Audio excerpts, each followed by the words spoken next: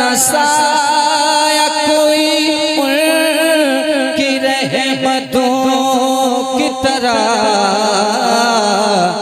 جو دشمنوں سے کرے پیار دوستوں کی طرح۔ بسم اللہ الرحمن الرحیم۔ اللہم صلی علی سیدنا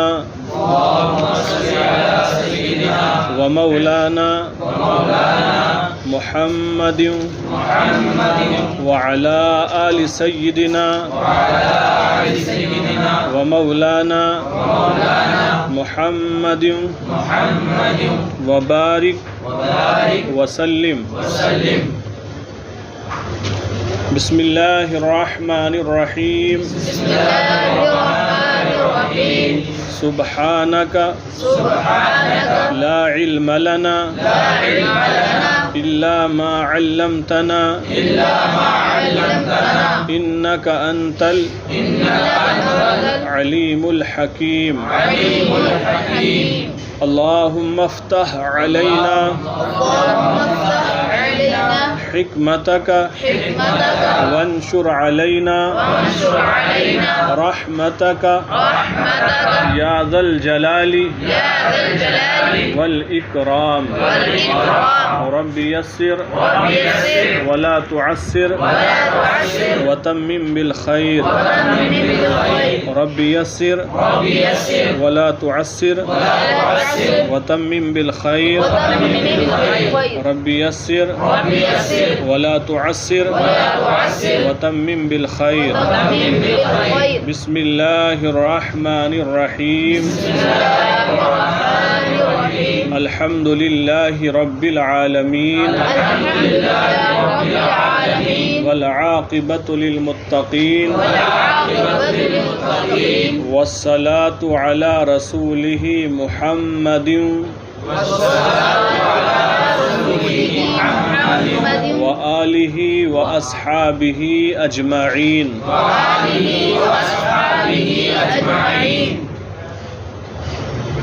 آپ حضرات جو کتاب پڑھ رہے ہیں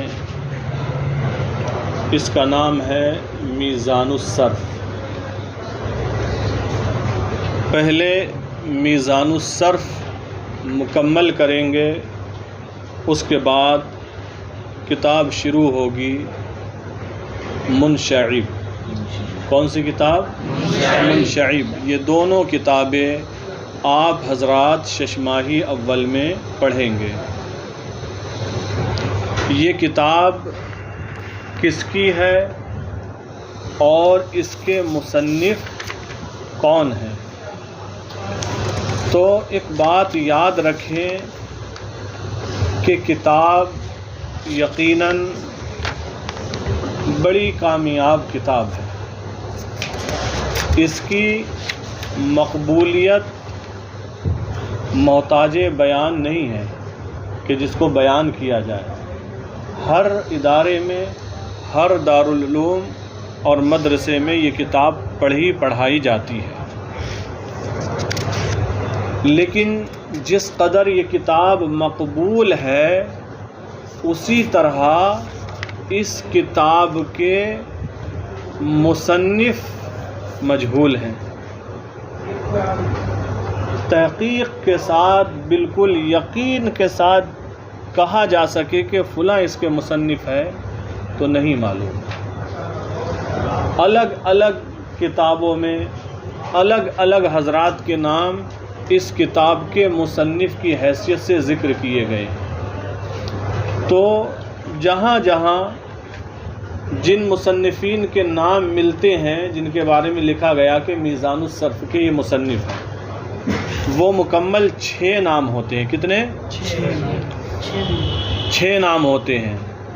ایک جگہ یہ لکھا گیا کہ شرف الدین بن عبداللہ شیخ سعدی شیرازی اس کے مصنف ہیں۔ ایک جگہ ہے کہ شیخ سراج الدین عثمان ابودی معروف باقی سراج اس کے مصنف ہیں۔ اور ایک جگہ ہے کہ شیخ وجہ الدین بن عثمان بن حسین اس کے مصنف ہیں۔ ایک جگہ ہے کہ شیخ صفی الدین بن نصیر الدین بن نظام الدین رودولوی اس کے مصنف ہیں، اور ایک جگہ ہے کہ ملا محمد دانش اس کے مصنف ہیں، اور ایک جگہ ہے کہ مولانا محمد بن مصطفیٰ بن الحاج حسن اس کے مصنف ہیں۔ پھر الگ الگ تحقیقات پیش کی گئیں، تو ان میں سے کئی نام تو وہ ہیں جن کے بارے میں جو لکھا ہوا ملا کہ یہ مصنف ہیں، تو وہ باتیں بڑی کمزور ہیں، لیکن بہرحال 6 نام سامنے آتے ہیں۔ لیکن حضرت مولانا ساجد علی صاحب مصباحی نے اس کتاب پر کام کیا، اور جس نام کو رکھا ہے میزان الصرف کے نیچے، انہی 6 میں سے جو نام یہاں رکھا ہے، ظاہر سی بات ہے انہوں نے بھی تحقیق کی ہوگی کہ کون اس کے مصنف ہیں اور کون سی تحقیق بھاری ہے، زیادہ جگہ اس کا پروف ملتا ہے یا زیادہ عقل کے یہ موافق ہوتی ہے، تو انہوں نے نام رکھا ہے مولانا محمد بن مصطفیٰ بن الحاج حسن صاحب کا۔ پھر اس کا حاشیہ اور اس پر کافی کام کئی حضرات نے کیا، کئی نام جیسا کہ شروع میں ہی یہاں لکھے ہوئے ہیں، اس پر حاشیہ لکھنے والوں کے بھی ہیں اور صاحب منشعب کا بھی ہے۔ بہرحال بڑی مقبول کتاب ہے، جو بھی مصنف ہیں آپ ان کے حق میں دعا کریں کہ اللہ تعالی ان کے فیوز و برکات سے ہمیں آپ کو سب کو مالا مال فرمائے، اور اللہ تعالی محنت کے ساتھ اس کتاب کو پڑھنے یاد رکھنے کی توفیق عطا فرمائے۔ تو یہ کتاب میزان الصرف ہے، علم صرف میں ہے۔ کون سے علم میں ہے؟ علم صرف میں ہے۔ اور یہ آپ کو معلوم ہونا چاہیے کہ کسی بھی فن کو، کسی بھی علم کو پڑھنے سے پہلے 3 چیزوں کا، 3 باتوں کا معلوم ہونا ضروری ہے۔ ایک، اس علم کی تعریف، دوسری بات اس علم کا موضوع، تیسری بات اس علم کی غرض و غایت۔ تو میزان فن صرف میں ہے، علم صرف میں ہے۔ علم صرف کی تعریف کیا ہے؟ علم صرف کہتے ہیں ایسے اصول و قوانین کا جاننا جن کے ذریعے کلمات کو بنانے اور ان کے آخر میں تبدیلی کرنے کا طریقہ معلوم ہے، جن کے ذریعے کلمات کو بنانے، یعنی ایک صیغے سے دوسرا صیغہ بنانے اور ان کے آخر میں تبدیلی کرنے کا طریقہ معلوم ہو، یہ علم صرف کی تعریف ہے۔ اور علم صرف کا موضوع کیا ہے؟ تو علم صرف کا موضوع ہے کلمہ صیغے کی حیثیت سے، کلمہ صیغے کی حیثیت سے۔ علم صرف کی غایت کیا ہے؟ کلام عرب میں ذہن کو غلطی سے محفوظ رکھنا۔ کس جہت سے؟ یعنی کلمات کو بنانے اور ان کے آخر میں تبدیلی کرنے میں غلطی سے بچنا، مطلقاً نہیں، چونکہ یوں تو علم نحو کا موضوع بھی یہی ہے کہ کلام عرب میں ذہن کو غلطی سے بچانا، اور یہاں پر علم صرف کا موضوع ہے کہ کلمات کو بنانے اور ان کے آخر میں تبدیلی کرنے میں غلطی سے بچنا۔ آپ ایک صیغے سے دوسرا صیغہ بنائیں، ایک فعل سے دوسرا فعل بنائیں، تو اس بنانے میں غلطی سے آپ بچ جائیں، ان کے آخر میں تبدیلی کریں تو اس تبدیلی کرنے میں غلطی سے بچیں، آپ صحیح طریقے پر چلیں۔ تو یہ علم صرف کی غرض و غایت ہوئی۔ اب آگے دیکھیں، خطبہ لکھتے ہیں، بسم اللہ الرحمن الرحیم، اللہ کے نام سے شروع جو نہایت مہربان رحم والا۔ یہ ترجمہ سیدی سرکار اعلیٰ حضرت رضی اللہ تعالیٰ عنہ کا ہے، اور واقعی کیا خوب ترجمہ ہے۔ اور جگہ آپ دیکھیں گے ملے گا ترجمہ جگہ جگہ شروع اللہ کے نام سے، شروع اللہ کے نام سے۔ تو جب شروع کر دیا شروع اللہ کے نام سے، تو شروع سے شروع ہوا، اللہ کے نام سے کہاں ہو پایا؟ لیکن اعلیٰ حضرت نے فرمایا اللہ کے نام سے شروع، یہاں بالکل ہر طریقے سے اللہ کے نام سے ہی شروع ہو رہا۔ دیکھیں الحمدللہ رب العالمین، تمام تعریفیں اللہ تعالیٰ کے لیے، رب العالمین جو سارے جہانوں کا رب ہے، پالنے والا ہے۔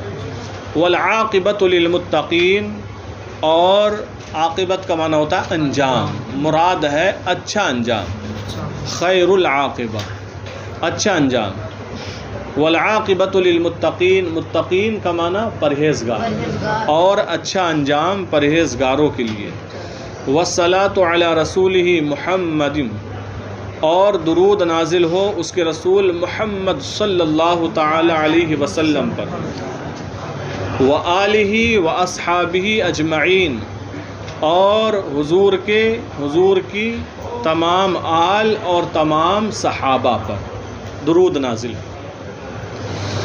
پھر لکھتے ہیں بدعا تو جان، اسعدک اللہ تعالی فی الدارین، اللہ تعالیٰ تجھے دونوں جہان میں نیک بخت بنائے۔ بدعا تو جان، اسعدہ دعائیہ جملہ ہے، آپ سب کے لیے، ہر ایک پڑھنے والے کے لیے مصنف نے دعا کی ہے۔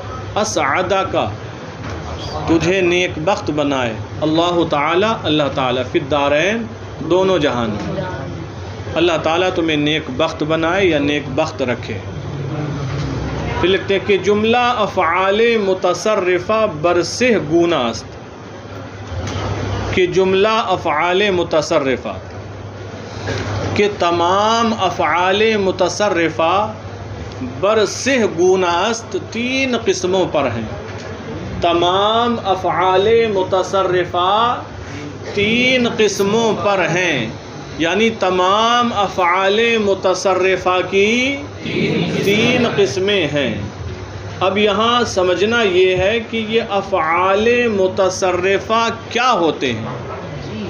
افعال جمع ہے فعل کی، افعال جمع ہے فعل کی۔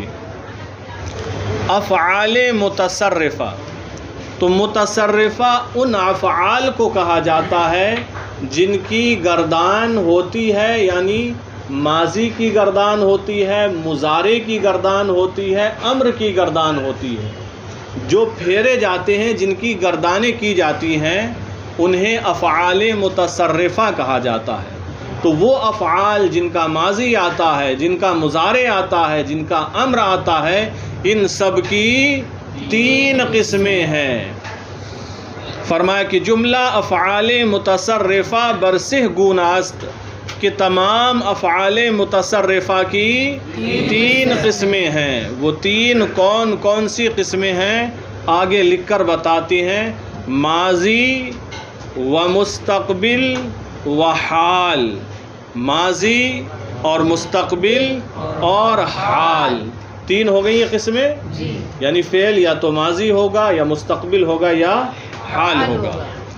پھر آگے بولتے ہیں وہرچے جزئی سے است، وہرچے اور جو کچھ جزئی سے است ان تین کے علاوہ ہے، اور جو کچھ ان تین کے علاوہ ہے۔ کن تین کے علاوہ؟ ماضی، مستقبل اور حال کے علاوہ۔ اور جو کچھ ان تین کے علاوہ، یعنی ان تین قسموں کے علاوہ ہے، متفرع است ہم ازیں سے، متفرع است نکلتا ہے ہم ازیں سے، انہی تین سے۔ جو کچھ ان تین کے علاوہ ہے وہ انہی تین سے نکلتا ہے، ماضی سے یا مستقبل سے یا حال سے۔ جو کچھ ان تین کے علاوہ اور صیغے آئیں گے، گردانیں آئیں گی، انہی سے نکلیں گی، انہی سے بنیں گی۔ تو ترجمہ سمجھ میں آ گیا؟ وہرچے جزئی سے است، اور جو کچھ ان تین کے علاوہ ہے، متفرع است ہم ازیں سے، انہی تین سے نکلتا ہے۔ اب ان کی تفصیل پیش کر رہے ہیں، ماضی کی، مستقبل کی اور حال کی۔ توجہ دیں۔ اما ماضی فعل را گویند کہ بزمانہ گزشتہ تعلق دارد، لیکن ماضی ایسے فعل کو کہتے ہیں۔ اما ماضی فعل را گویند، لیکن ماضی ایسے فعل کو کہتے ہیں کہ بزمانہ گزشتہ تعلق دارد جو گزرے ہوئے زمانے کے ساتھ تعلق رکھے، جو گزرے ہوئے زمانے کے ساتھ تعلق رکھتا ہو یا رکھے۔ تو یہ تو بہت آسان بات ہے، آپ سبھی جانتے ہیں کہ ماضی وہ فعل ہے جو گزرے ہوئے زمانے سے تعلق رکھے، یا جس میں گزرا ہوا زمانہ پایا جائے، یا ماضی وہ فعل ہے جس کے ذریعے گزرے ہوئے زمانے میں کسی کام کا کرنا یا ہونا سمجھا جائے۔ الگ الگ انداز سے تعریفات کی گئی ہیں، لیکن ماضی ایسے فعل کو کہتے ہیں جو گزرے ہوئے زمانے کے ساتھ تعلق رکھے۔ وآخر او مبنی باشد بر فتحہ، اور اس کا آخر مبنی ہوگا فتحے پر، اس کا آخر کس کا آخر؟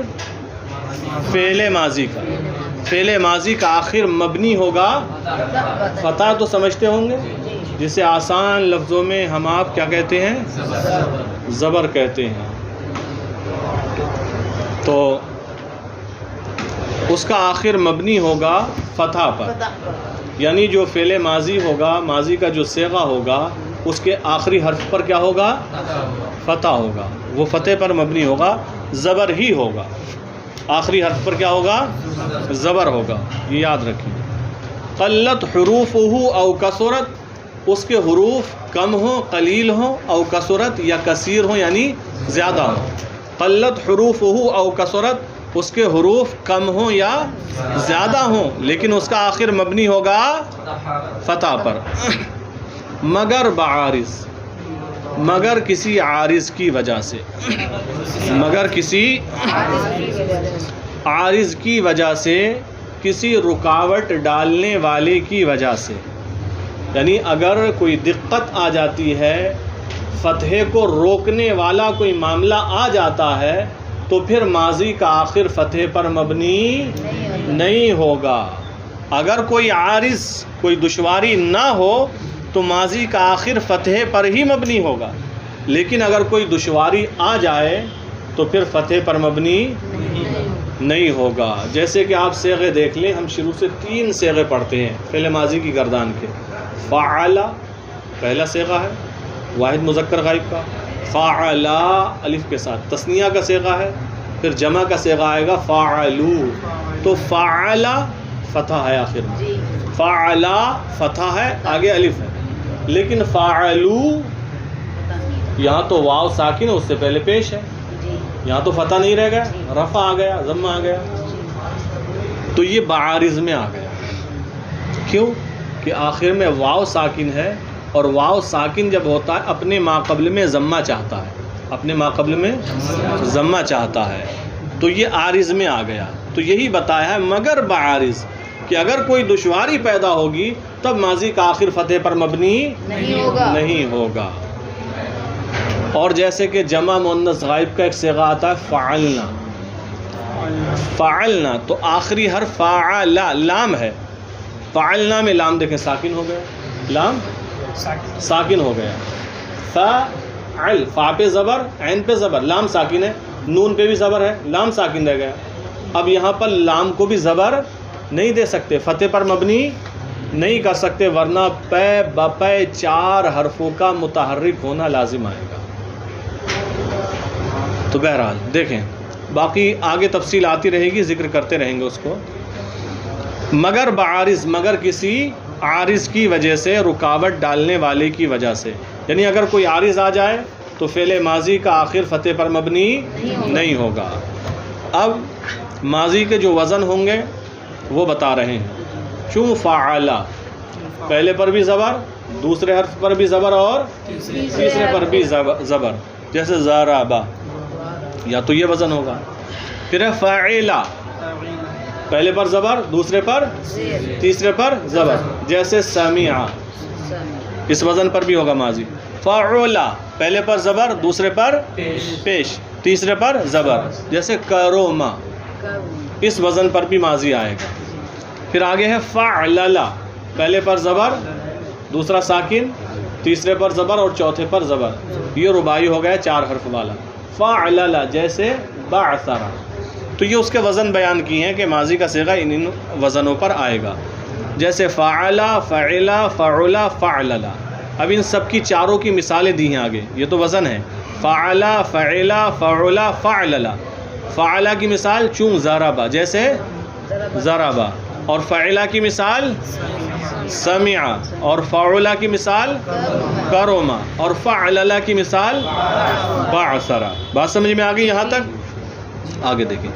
اما مستقبل فعل را گوین کہ بزمانہ آئندہ تعلق دارد، لیکن مستقبل ایسے فعل کو کہتے ہیں، لیکن مستقبل ایسے فعل کو کہتے ہیں جو آئندہ زمانے کے ساتھ تعلق رکھے یا رکھتا ہو. جو آئندہ زمانے کے ساتھ تعلق رکھے.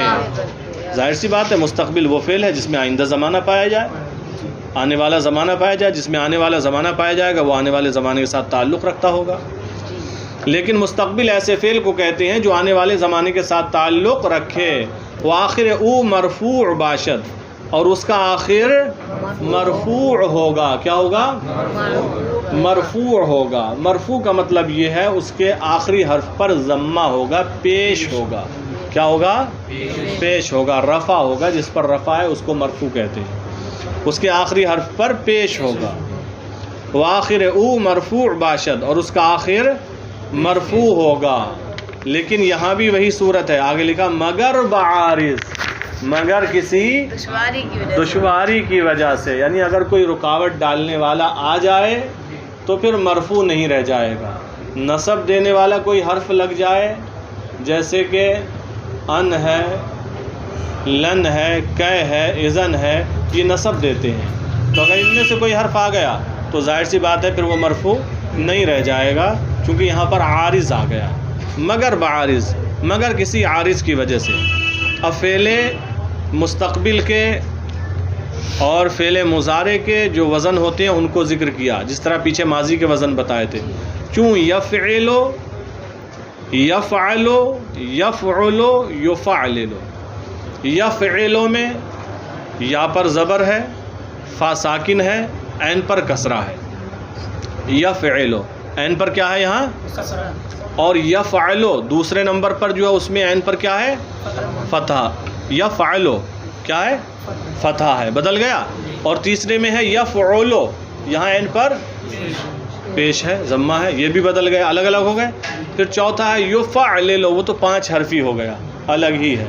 یفعللو. اب ان کی مثالیں دی ہیں. یہ فعل مستقبل کے فعل مضارع کے وزن ہیں، یا تو یفعلو کے وزن پر ہوگا، یا یفعلو کے وزن پر ہوگا، یا یفعلو کے وزن پر ہوگا، یا یفعللو کے وزن پر ہوگا. تو یفعلو کی مثال کون سی ہے؟ یضربو. یفعلو کی مثال یضربو. اور یفعلو کی مثال یسمعو. اور یفعلو کی مثال یکرمو. اور یفعللو کی مثال یبعثرو. تو یہ مثالیں دی ہیں اور ان کے وزن بیان کیے ہیں. لہٰذا آپ حضرات کل اتنا پختہ یاد کر کے لائیں گے. بات سمجھ میں آ گئی؟